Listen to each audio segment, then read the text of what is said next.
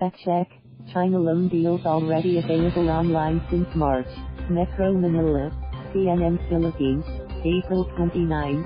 Concerns over the country's million-dollar loan from China for big ticket projects became the center of heated discussions during Saturday's CNN Philippines senatorial debate. Opposition and former Bayan Representative Neri demanded again for full disclosure of loan agreements signed with the People's Republic of China, while taking a swipe on what he said is the questionable trustworthiness of the Chinese.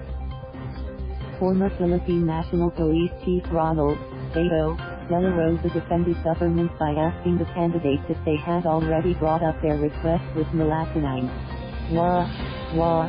In March, leaders of various groups sent a Freedom of Information letter to Executive Secretary Salvador Medialdea and Foreign Affairs Secretary Locsin, Jr. to release a copy of the Preferential Buyer's Credit Loan Agreement, covering the Kaliwa Dam.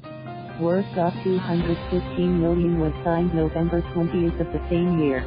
The amount represents 85% of the total project value of $59 million, which is expected to supply 600 million liters of water per day to Metro Manila.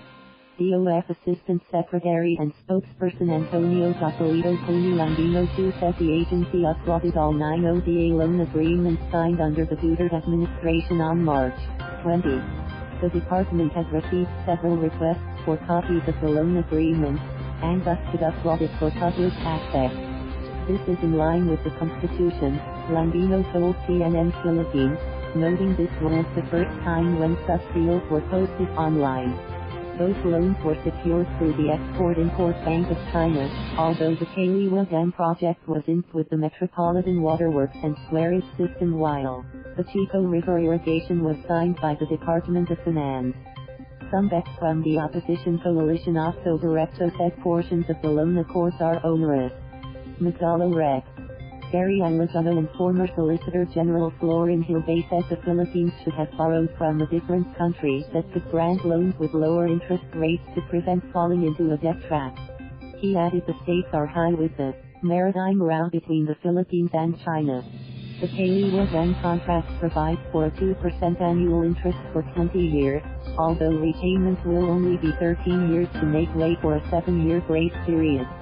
The Philippines will also have to pay an additional $644 million within a month after the loan is availed, representing a management fee worth 0.3% of the loan amount, plus an annual commitment fee priced at 0.3%. The contract would carry a confidentiality clause that requires a written letter of consent be sent to the Chinese bank before disclosure.